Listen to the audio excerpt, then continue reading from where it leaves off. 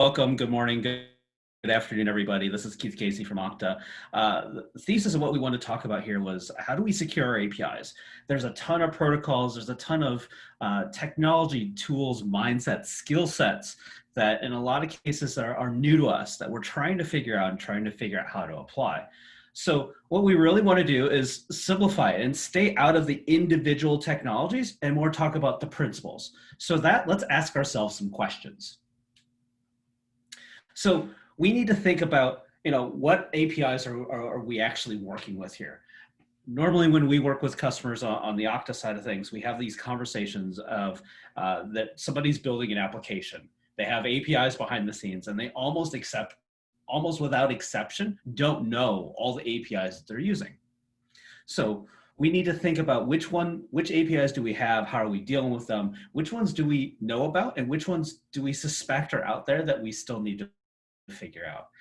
Next up, we need to think about who our audiences are. Are these only internal APIs that's only going to be used by that team down the hall? One of the things I always ask everybody I work with is, okay, this API may start for that team down the hall. Well, what happens if you're successful? What happens if this API ends up being incredibly valuable and suddenly you have a VP or a C-level executive that says, well, we have a supplier, a partner, a customer who is asking about that same thing. How do we shift that mindset and open it up to those additional groups? And are we going to involve the security in that process, like the security teams themselves? So we need to think about who's using our API, who our original target was, and that transition that happens. Then we get into the data that's actually being passed back and forth. So we need to think about the data that we're sending and receiving. How are we validating it? How are we making sure we're not leaking things that we don't expect? Next up, we start getting into deeper layers. And we start thinking about the clients, the applications, the access tokens. Are the ones that we're getting the ones that we expect? Or are we getting things that are coming out of places and out of experiences and applications that we're not? And then finally, we need to start thinking about what do we control in terms of the data?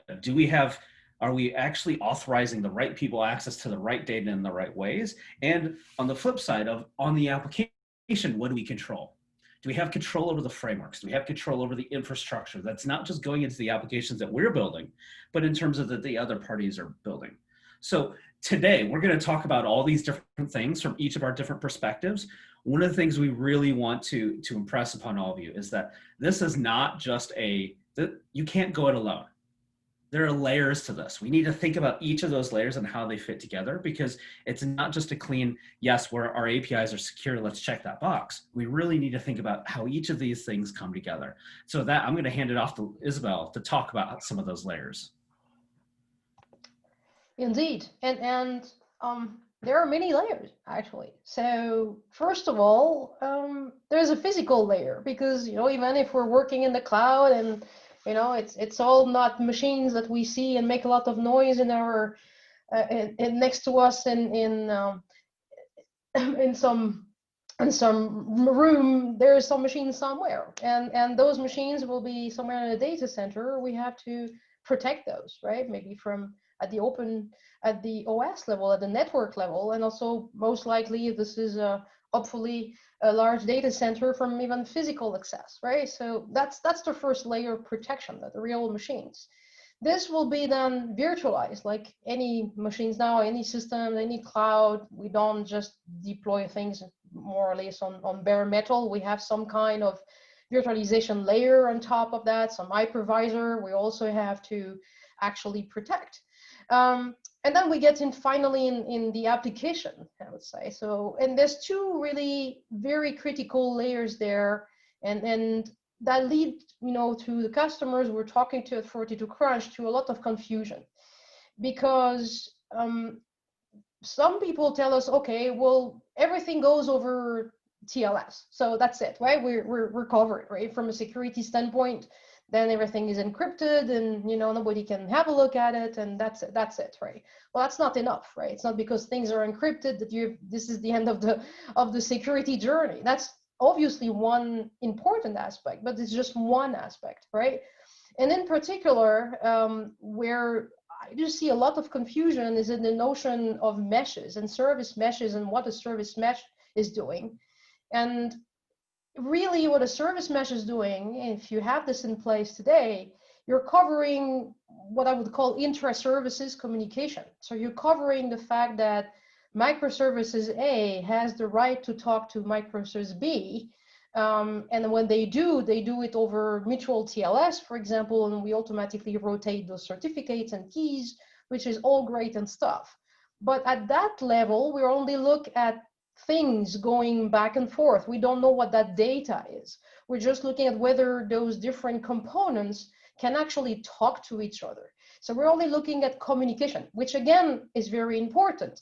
For example, in architecture, it would be very important to make sure you have very different layers for your data, for your processes that actually access that data, and from the front UI layer that accesses those processes and interacts with your system. And all of those you should make sure you could never go straight from the UI all the way to the backend without going through those layers. That should not be allowed, right? You have to go through the process layer to actually be able to do that. So all this communication infrastructure is very important. Again, it's just one aspect. Once we have ensured that, then we get to the next level, which is at app level. And at app level, this is where we see data. This is where we have code. This is where we have libraries that our applications are made of. And one thing which is also very confusing is we have authentication and authorization at both levels. So we have some kind of authorization authentication at the services, at intra-services communication. Again, can microservice A talk to microservice B? And we'll have another layer of authentication and authorization that Keith is going to talk about, which is more like app level, consumer-related authentication and authorization. So all these are the different layers that we'll have to, keep in mind as we do security. And you cannot do holistic security without considering all those different layers.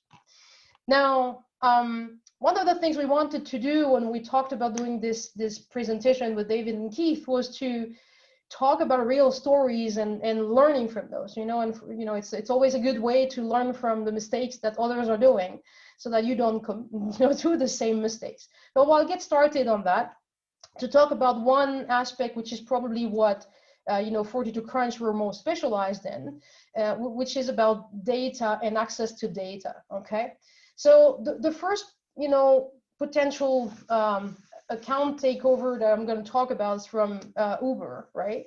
And here, what happened there? Basically, a white hacker, this was a bug bounty, discovered that they could trick the API through certain calls to return some error messages. And unfortunately, those error messages were leaking internal information, very critical internal information about the unique ID of, in this case, drivers. So normally a driver, the only thing that you should know about it when you trigger and work with the API is basically their phone number. And this is the only public information on what you have in there. And that UID, that 47D that you see in there, should really be used internally and not something that should, go back to somebody fishing around. Unfortunately, this was exposed through an error message. So inside the error message, we're kind of leaking some information which really we should not leak here. And that has given the hacker now with this UID, the ability to invoke all the parts of the API, and especially one that was giving all information about a driver, including a mobile token that was actually fixed, and I think later Keith can add on top of that. So a mobile token that then, once you have that, then this is it. You're basically the actual driver, and you can do whatever you want with their account. So you can, impersonate that user through that token. So what happened there, and what is the problem? So there's multiple problems, and we'll talk about those in a second. So the other problem I want to talk about, which is more like a different story, is a HARBOUR registry. So this is more the other way around. the ability for a hacker to become the administrator of the system. And the only thing they had to do to actually do that is to override a property for a role for their user to become admin, right? So they realized playing with the API, you have this property called as admin role, which by default is set to false. And they say, okay, well, what happens if I inject inside the list of properties that allow me to override what a user, what are the user properties such as the username or the email? What happens if I say add as admin role true? And what happens behind the scenes is the database, whatever it was, would just consume this information as a whole and override the setting saying, hey, I'm an admin now, so you were able to become an admin. So this two problems basically highlight three different type of issues which are really critical. The first one is controlling data access. So one of the top one issue we have with APIs today is that APIs are not engaging enough control on who has access to what data. So if I'm Isabel and I have access to account number 123, right, I should not be allowed to access Keith account 124, right? And when this happened behind the scenes, there should be some control that actually I'm the owner or I have some permission over this other account number, which allows me to, you know, so that I'm not given any profile, any information on an account which is actually not mine. And the reason this is happening a lot is this IDOR or BOLA type of problems. The reason this is happening a lot is usually we're using guessable IDs. So in the case actually of Uber, they haven't done that because their IDs are UIDs, so they actually linked them. But if you have that ID then you can access the data, which is really the problem. But what makes the problem worse is when the IDs are actually guessable and you can enumerate. So you see an ID called 123, you say, oh, probably there's a 122 and there's a 124. Let's see what happens if I can actually get to the data through that ID. So make sure not to expose those, right? And you know, make sure you put some rate limiting of some sort in place so people cannot do any scrapping of that. And David later will also show you some other ways to control this type of scrapping issues. So that's the first problem. The second one, and we see this a lot with all our customers here at 42Crunch, is controlling data and controlling data inbound and outbound, right? So you really, really have to take control of your schemas, of your data, of the definition of that data, so that you really enforce constraints around that data to make sure that if some data goes out, you validate against what it should be, so that if something is coming out like this error message from Uber or some exception or anything like that, that is going to reveal some internals of your APIs, you want to stop that and block it and replace it by whatever, something very basic that doesn't give any information to the hacker on you know what is potentially happening here, right? So you really need to take control of those, validate your schemas, catch all potential exceptions, and because we see that a lot as well, you know, and you know, on top of that, the way to actually trigger this type of behavior is really to test your APIs with a lot of bad data, right? So don't just test the happy path, also test the hacky path, as I called it, so that when you invoke your API with all kind of bad data, it is going to trigger this bad behavior, returning exception, data you didn't know about, and you'll be able to fix that in your code and make sure you don't do that. Of course, never expose tokens and sensitive data and responses. It's very critical. And frankly, it's not only about, by the way, the body, it's also about the headers, right? So when you return some headers, have a look at is there any information about what server is being used? You know, there is by default, a lot of frameworks inject information in there, which is very juicy information for people trying to hack your API again. And finally, we tend also from an API point of view to trust that it's the application, it's the actual application, the client, which is going to filter the data. So sometimes we're a bit lazy there. We say, okay, well, we'll just create one API. And that's back to Keith's point on the evolution of the APIs as well. Maybe we created an API for internal consumption that was returning all kind of data. Say, well, that's okay because that data will stay internal. But over time, you know, somebody comes and say, oh, we want to expose this. And we want to show that to partners. Well, are you sure you want to show the same amount of data to the partners than you were showing internally? Right? So don't rely on our partner application or a mobile app that we're building now. So you probably want to have two APIs now with different data being returned depending on what your on who the consumer is, right? So it's back to this control and knowing who is going to consume this. And the other, oh, sorry. So that's it. And that's my part. So I'll let now Keith explain everything about authentication and authorization. All right, thank you for that. So I really want to focus on three main things. From the Okta point of view, we're always concerned about the identity. Like, who is your user? What are they doing? What are they allowed to do? What should they do? But within that, I want to take a step further, and I want to stop and think about who's our user today and who will our user be tomorrow. I talk about this with a lot of customers where that success breeds success, which often breeds failure. So that API that starts as that single API that's just used by your team. There's 5 people that start using your API and they love it. It's great. Your team thinks you're a hero. You knock off early. You're done for the day. You've been successful. Well, then the team is down the hall find out about the API and they say, well, you know, I have the exact same problem. It would be a lot easier to reuse your API than go have to build my own thing.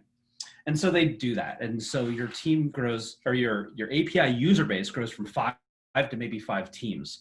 And then that's when that C-level exec or that VP gets involved and they say, well, we have suppliers, we have vendors, partners, customers that actually have very similar use cases. Let's expand it out. So our API goes from 5 people to 5 teams to 5 organizations. And at that point, we can't look around the room. We can't look up in the employee directory or something and figure out who's using our API. We need to think about, as our API proves successful, how do we protect ourselves against that success?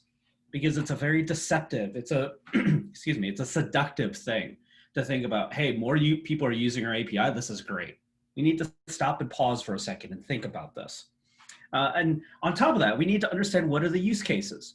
Because odds are the reason things were successful is because we solved a use case that was valuable. But then even within that, we need to understand what are we expecting the user to do? What are the things that are inbounds and out of bounds? And I don't just mean an acceptable use policy or terms of service. I mean, what are the specific use cases they should do? If we're not thinking about that, then we run into this situation like Isabel just talked about, of people accidentally sharing, our developers accidentally sharing more data than they expected. And once we put data in there, odds are it's going to be used. And even worse, it's probably not going to be used for what we expect. We need to think about that. And then when we start thinking about these use cases, then very clearly the permissions start popping out. Almost without exception, your API needs more granularity than is admin. That full stop. It needs more granularity than is admin. That's not sufficient. Even if you don't think it's ever going to, adding a little bit of permissions early on of read, write, maybe you do throw in as admin, but adding just a little bit of granularity early on will, one, train your team to start thinking about that earlier and start having those conversations and start considering those things earlier. But then it's also going to train the teams that actually use your API to think about these things better, faster, and more consistently throughout. So with that, I want to go to the next slide and talk about a bad example of this. So this, I'm not going to tell all of you that this is GitHub, but this is a large version control, distributed version control company. They didn't think about permissions early. So when you're interacting with a thing called a repository, these are the different scopes. And I screen capped this off their website in the last 24 hours. These are the individual scopes that you interact with.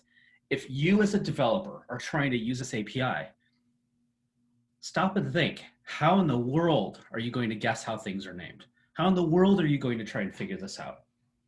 I would wager that their internal developers struggle with this all the time and swear about it constantly. I personally support a fundamental principles of no surprises. Surprises, especially in software development, especially in security, are never good. Ever.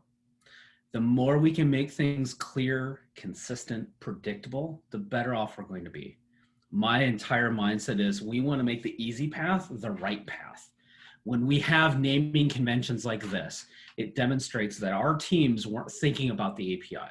They weren't considering how do we make this easy to use? How do we make this secure and logical and reasonable by default?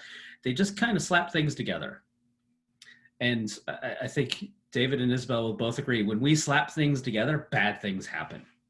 We're not thinking about this from a holistic, how do we do this good from beginning to end standpoint.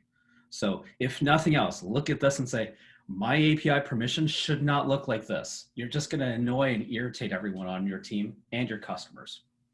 But once you go there and you've got that figured out, let's go ahead and take another step.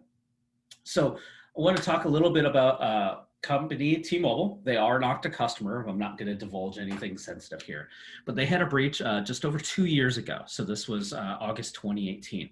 And they had a situation where in the API itself, after authentication, you could query your customer information. Okay, that's a reasonable thing to do. The problem they ran into is it's the lack of authorization between those records. So I could access my customer information, and then I could access yours, and the next person, and the next person. And so while they did part of it right, having authentication is a good first step, they didn't have authorization within that to draw boundaries between systems. Where if they just had just a little bit of, well, this is your record, this is not, then they could have locked this down. Now there is a silver lining in this. Despite this team, or the hackers in this regard, did not hit the rate limit, but they used this cool new hacking method of incrementing IDs, because once again, they had easily guessable IDs for customers, like most of us do, but they incremented those IDs and they started downloading the entire customer database. So they had, I believe 2.3 million was on the low end. I think they estimated upwards of potentially 7 million people were affected by this. Now, the silver lining in this is that because the security teams themselves were paying attention, they're monitoring what was going on, they detected this breach because they knew what customers should do with the API. They knew that when Keith logs in, he should access his records, he should update his records, and that's it. Because they knew that. Now, when the attackers use this crazy incrementing method to get all the records, the security team themselves realized something was off. And they were able to stop and effectively turn off the API as the breach was occurring. Now, it's bad that the breach happened. It's great that they understood, here's acceptable use cases. You're outside the bounds for that. Let's shut off your access. So silver lining, there's still plenty of room for improvement, but this is a great first step. Next up, we've got one of my favorite breaches. Well, it's not my absolute favorite. I'll say that for another time. But Panera. Panera is, in the States, it's a coffee bakery chain where you go in, you drink lots of coffee, you eat lots of bread. They've got free Wi-Fi, that sort of thing. They had a scenario where also about maybe 2.5 years ago at this point, they had this new digital transformation effort. If you work in enterprise, I'm sorry, I just marked that card off on your, or that square off on your bingo card. But they had this big digital transformation effort where they launched this whole swarm of mobile apps. They have little kiosks in the store where you can touch and order individual things and have it delivered to your table. It's a fantastic update to a lot of technology. The problem is the mechanics behind the scenes were not quite as good as you'd expect. Actually, it was exactly what I expected. The APIs powering everything, they didn't secure it at all. They didn't have any authentication or authorization in any way, shape, or form. And so while the kiosks had their source code protected, you couldn't hack it very easily. Once you download the mobile app, you could just watch the traffic. And then people saw the endpoints and they started querying that. And then with no effort whatsoever, they're able to download the entire Panera loyalty card database in a matter of moments.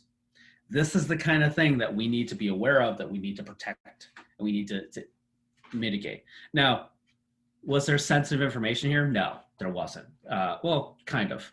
There wasn't credit card information, there wasn't billing information, there wasn't healthcare or banking records, anything like that. But it was first name, last name, email, phone number, and the last 4 digits of credit card number, and then allergy information. Is that PII? Yes. By legal definitions, yes, that is PII. That would be covered under CCPA, GDPR, XYZ, whatever the acronym you're using today is. More importantly, that could be used by attackers to validate information. So if you want to cross-reference email addresses with names or with phone numbers, that would be a quick and easy way to do it. So in this particular case, while the original motivation was digital transformation, things got off the wire at some point, and they totally screwed up. And they ended up releasing APIs and opening up their systems in ways they didn't expect. Here's the other problem though. This is probably not the only one. I don't mean the only one in the industry. I mean not the only one at Panera Bread. So if we go to the next slide, you can see that the Director of Information Security at Panera Bread worked for, hold your applause, next transition, a little company called Equifax. So odds are this person did their thing at Equifax, which Equifax is fun and we're right to beat up on. And then they continued over at Panera Bread and they did the exact same thing. These are the kinds of things we need to think about when we're securing our API. It's not just, are we filtering input and escaping or filtering output and things like that. It's, is the identity protected? Is there user authentication? Are we doing it well? On top of user authentication, are we doing authorization well? Are we doing it at all? We need to have those conversations and understand when something happens, what are we going to do about it? So that, I believe I'm going to hand it off to David. David, talk to us about the next layer. Thanks, Keith. Yeah, it's David Stewart here from Approve. If you don't know who Approve are, you can find our website. I'm quite sure you're smart people.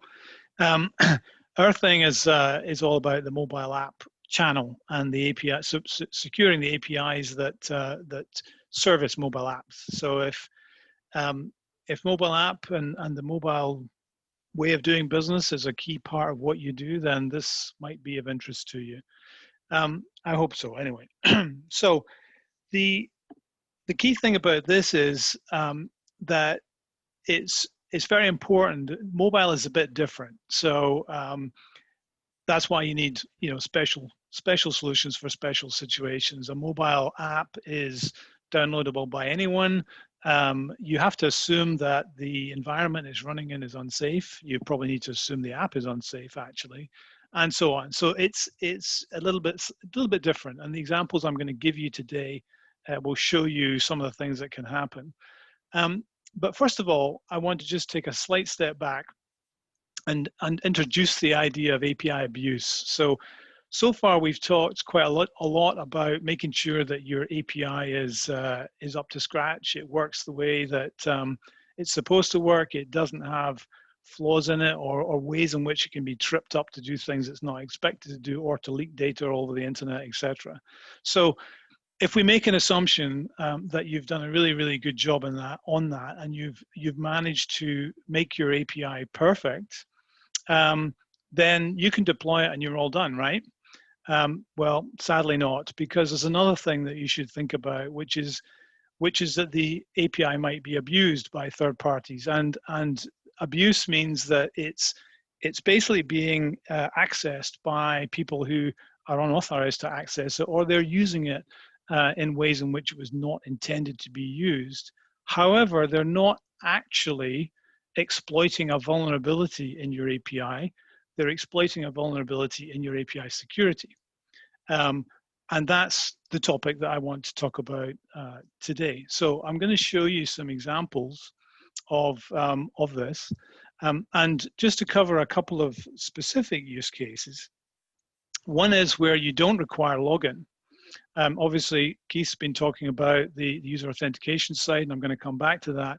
But there are use cases where login is not required at all, and there may be good business reasons why you want to do things that way, which means that the security that you get from implementing user authentication correctly is not available to you in those use cases. So you have to think about that in addition to the kind of traditional, once you've got the user logged in, etc., use cases.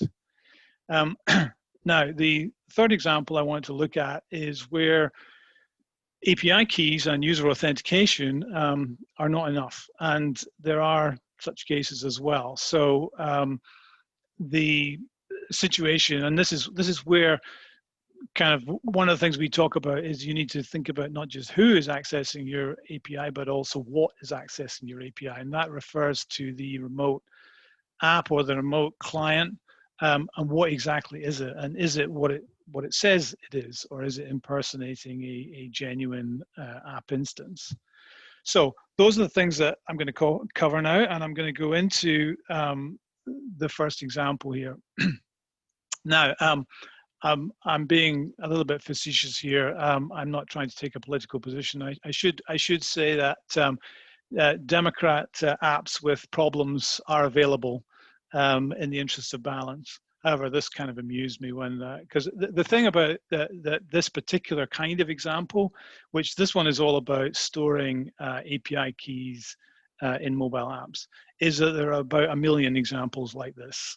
You can find them everywhere. And in fact, people are constantly doing research and showing how many APIs, keys, and other static secrets are actually stored in mobile apps. And obviously that's a risk because they can be extracted and they can be used through other devices, other mechanisms. But the point about this is people often say to me, well, okay, yeah, you tell me that I shouldn't store my API keys in the apps. And by the way, I don't personally say that. What I say is that there are places, times that when you need to store your API keys in your apps, and you don't really have any other options. The thing that you should be asking yourself is, how do I make sure that the API cannot be exploited at scale, right? So how do I make sure that if somebody does get hold of the API key somehow, that they can't do any damage to me or my business by using it? And that is the best way of thinking about whether you're secured or not. So the message here is that it's not necessarily helpful to tell people not to put API keys in apps, because you're not telling them what they should do instead. So tell them the way to think about it is, okay, how do I go about making sure that those API keys are useless to somebody? And obviously the way you would do that is by adding some kind of second factor, something else which is checked alongside the API key. In our case, as I said, we're all about making sure that the API request comes from a genuine instance of the mobile app that's been unmodified and is running in a safe environment, and is not being, and the traffic is not being intercepted by a man in the middle or anything like that. The pinning's not been broken. All those things are good, so that when you get that API key, because you've now got a second factor as well, which is the authentication of the mobile app, then you can then process the API request with certainty that it's actually coming from the mobile app. And that's the message here, is it's not about doing something unusual with API keys. It's about making sure, thinking through how they might be exploited at scale and making sure that can't happen. Okay, next example would be Sixt. So this is one of our customers, and we're operating with them in their car sharing business. Now, the interesting thing about, and I'm using this app as the key thing, is that in the case of the car sharing business, the app is actually the key. It is actually used to gain access to the vehicle when it's time to get hold of the vehicle and to rent it and use it, etc. But the app is also used to protect the API in this context as well. So the interesting thing is that when they launched the business, they made, the API was available There was data on it about where the cars were located, what kind of cars they were, etc. All that data that you would want to choose which car that you want to rent. But the interesting thing was that there were aggregators who basically created a sort of transport, holistic view of the transport available in any city. And they were able to pick up from the various APIs of the various different service providers. They were able to produce a big picture of all the different transport options available in the city. Now, you might think that's a good thing because for the consumer, it's great because they only have one app and then they can figure out what they want to rent or how they want to get from A to B, and then they just click on that and use it. And that's generally true. But the problem is that once you're actually using the service provider's APIs to do this, and once you've got access to the API, there's other things you can do with it, not just pull that data down. So the situation that SIX found themselves in is that there was a danger here that by the API data being scraped by these aggregators, they weren't against that. They were quite happy to allow those aggregators to have certain data, but there were certain other features of the API that they didn't want them to be able to do, like, for example, open cars, for obvious reasons. So it then became necessary to be able to tell the difference between an API request, which is coming from SIX's own app, which would be the one that's used to open the car, and an API request, which is coming from a third-party app. And this is where we're able to come in because we can not just show the API key is valid, but also show which app it's coming from. And by the way, in these apps, these aggregator apps, consumers gladly enter their user information. So usernames and passwords get entered into these third-party apps because they want to use the service. And therefore, whatever protections you've got through user authentication are unfortunately not very helpful here. So you need that additional factor, which is knowing exactly which mobile app is coming from. Okay, and on to the third example, which I also call the app as a key. It's a slightly different example.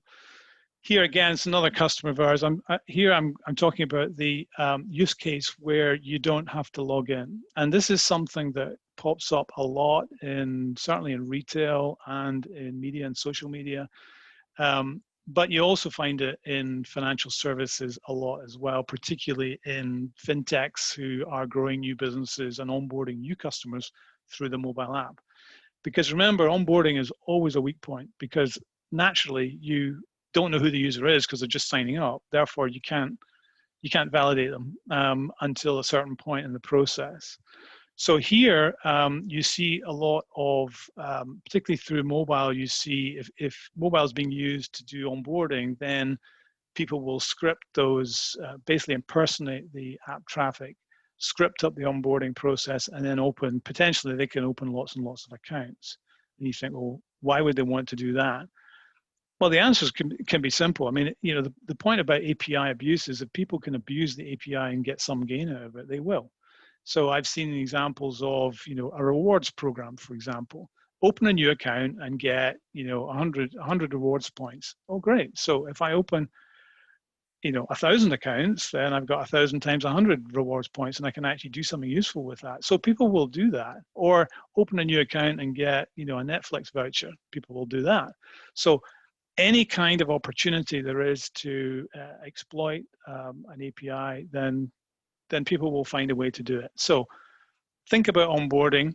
If you're going to onboard through the mobile app, then again, think about the factor of making sure it's coming from the mobile app and that the mobile app has not been modified and that the mobile app is running within a safe environment, and the traffic's not being intercepted on all those other things.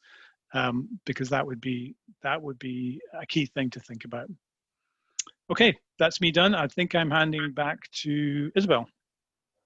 Thank you, David. Indeed. And we're back to our friends from Equifax. Well, I didn't want to talk about Equifax, but Keith forced me to, so that's why I'm talking about it. Anyway, but so why are we talking about this now? So what I'm going to describe now is not really something that either of us are covering from a product point of view, but we felt was something important for you to know.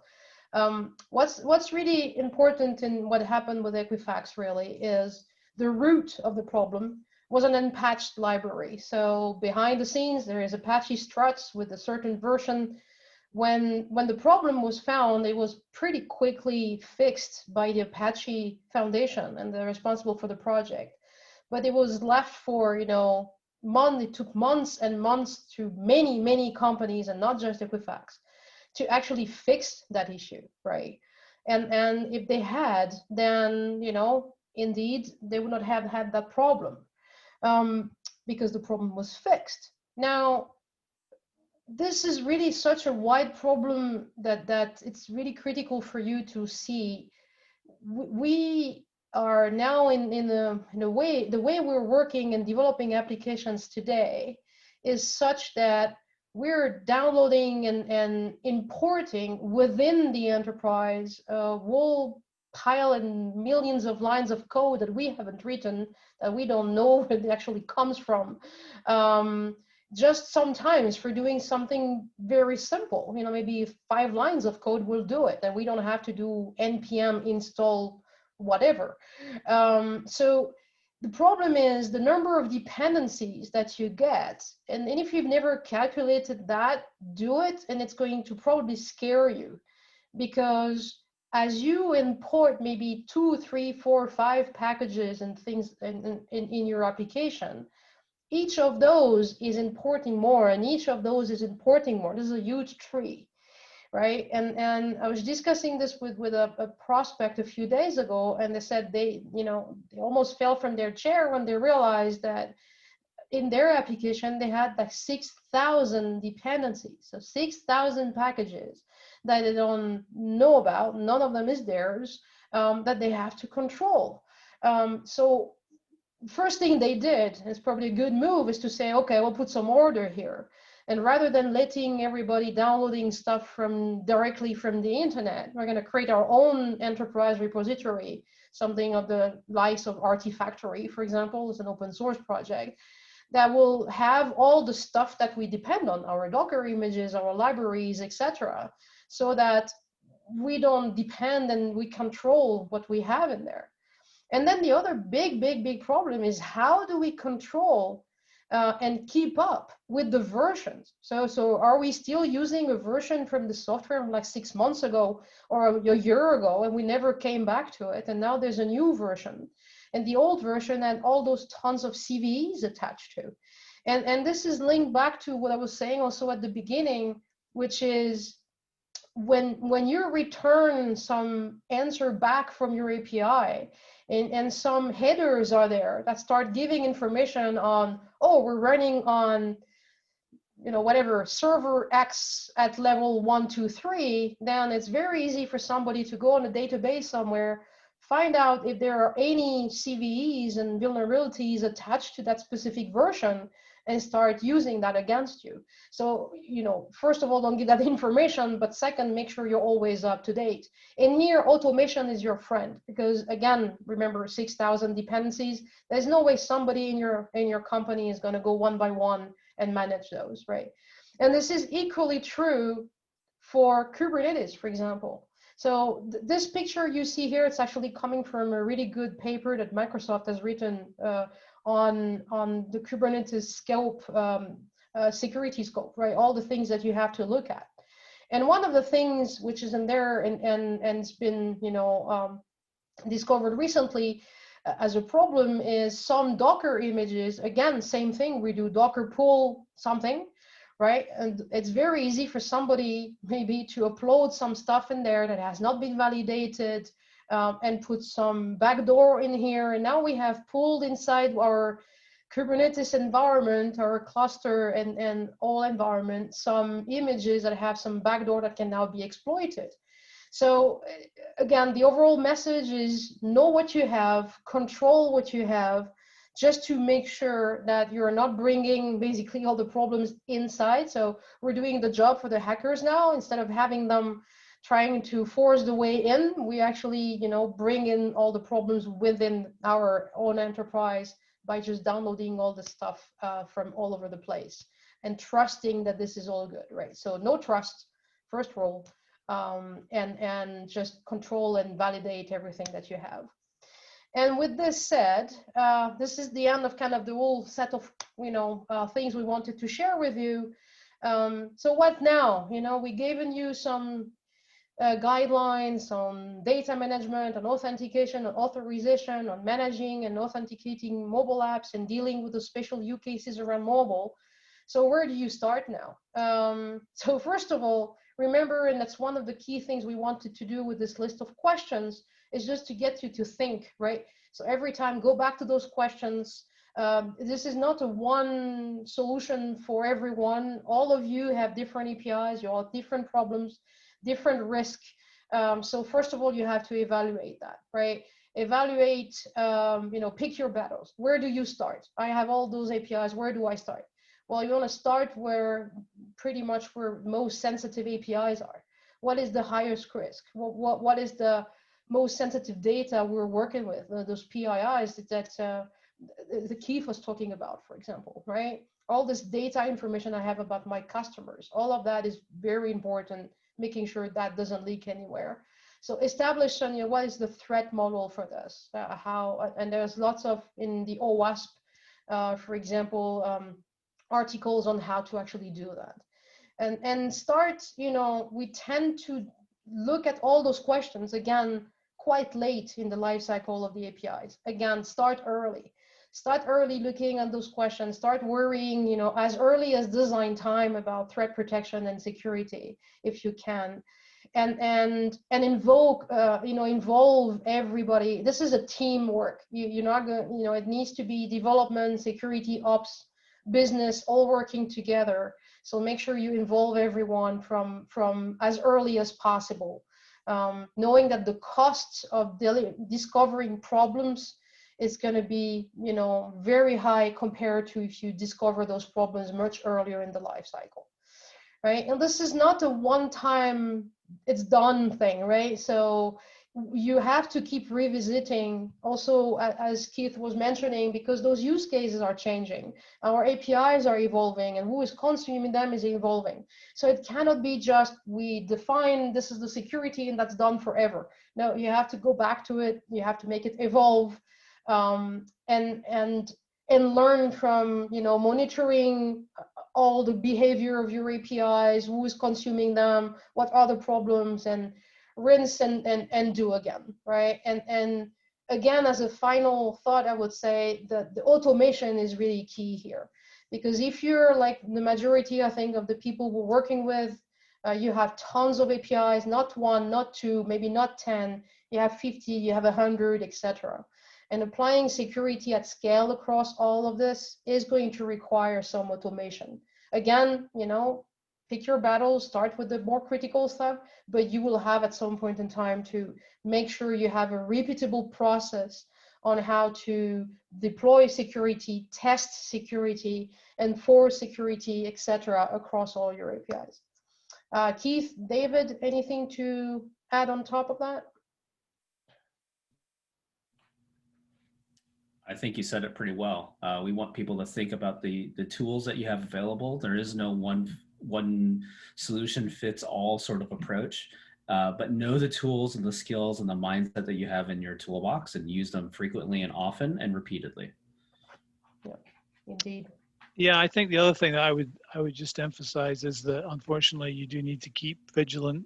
Even once you've deployed, you need to make sure you've got analytics that give you the information about what's actually going on with your API, how it's being used and by whom, because even though people have rate limiting and things like that, and worry and think that, if you've got rate limiting in place, then, we really, nothing too drastic is going to happen. The fact is that, the bad guys are smart, and they know where your rate limit is, because they'll find it by testing.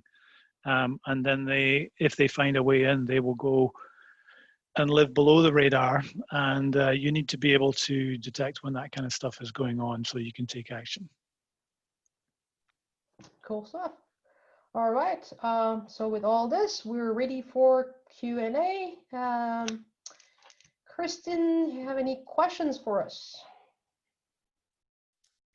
Indeed, I do. So the first question we have is, how do you compare an NLP plus a statistical approach to whitelisting, blacklisting approach for API security? Well, the typical AI machine learning versus the rest. Yeah, and by all means within TrueCrunch, we believe in more doing a shift left approach and taking a positive security model approach by which you know what you have, right? And you basically enforce security based on the knowledge that this is my API, I know this is what it does, I know the data that flows through it, and anything that's not matching that should by default reject. The alternative in the market for that is more like AI-based type solutions, whereby you say, okay, I'm not really going to care so much about security and everything during the life cycle of the API, during the design and development. But once things are deployed, then I will start learning all the traffic and see if I can detect some, bad behaviors in there.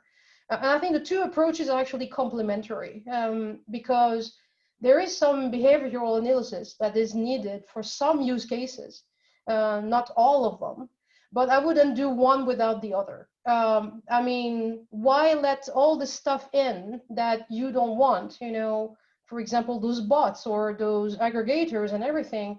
So I think we're all saying the same thing, is just to keep at bay the things that we don't want, either because they're not authenticated properly, authorized properly, or none of the API, the app that we're expecting, or this is not sending the data we're expecting. Let's reject all of those first. And if all of those got in, then, once all of those, got stopped, there are a few things that get in where there's some really smart behavioral attacks and everything, and we can use NLP and machine learning for that, then okay.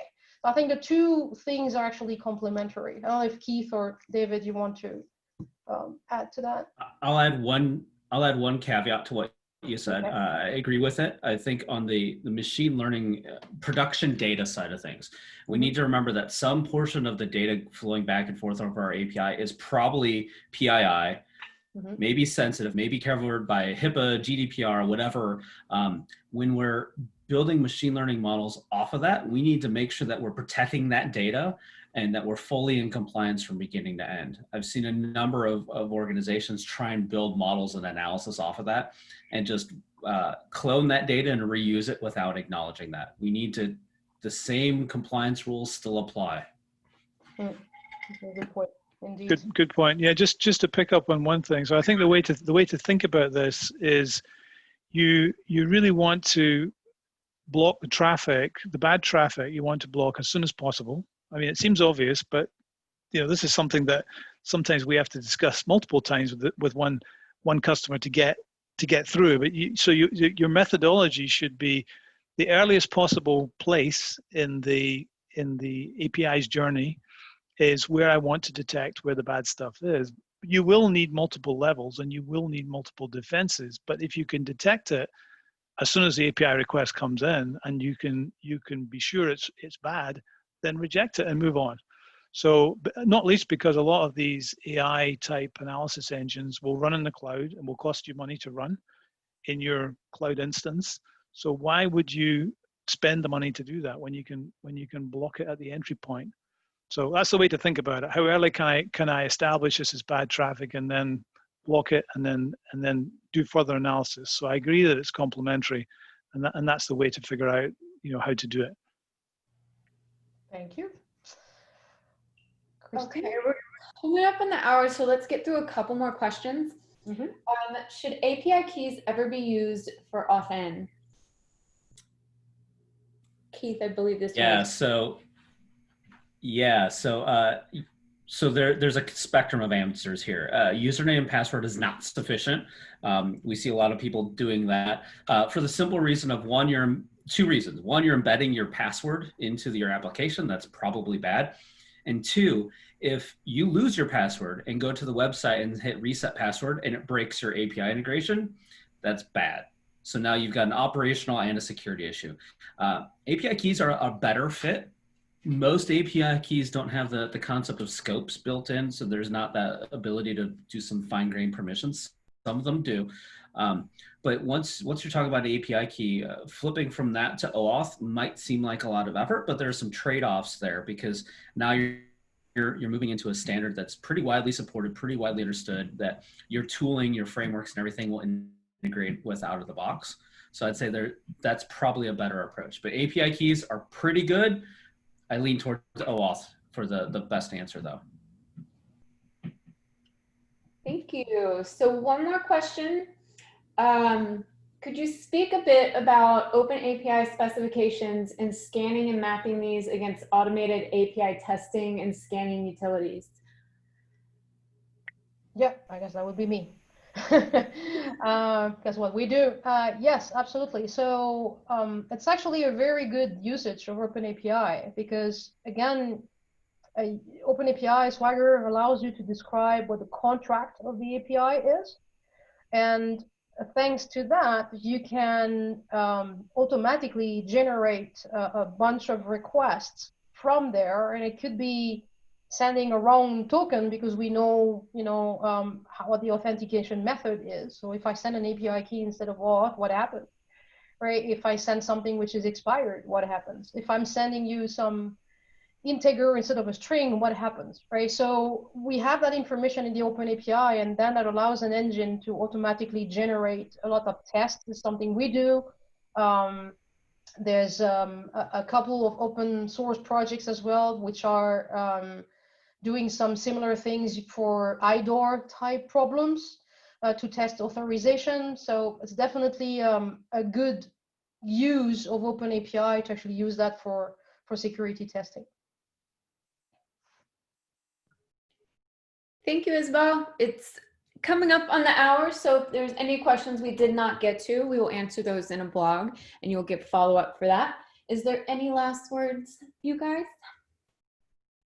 I just wanted to thank Keith and David for accepting to do this today. It's been fun, and it's good to have multiple vendors come together for the better sake of helping customers be more secure.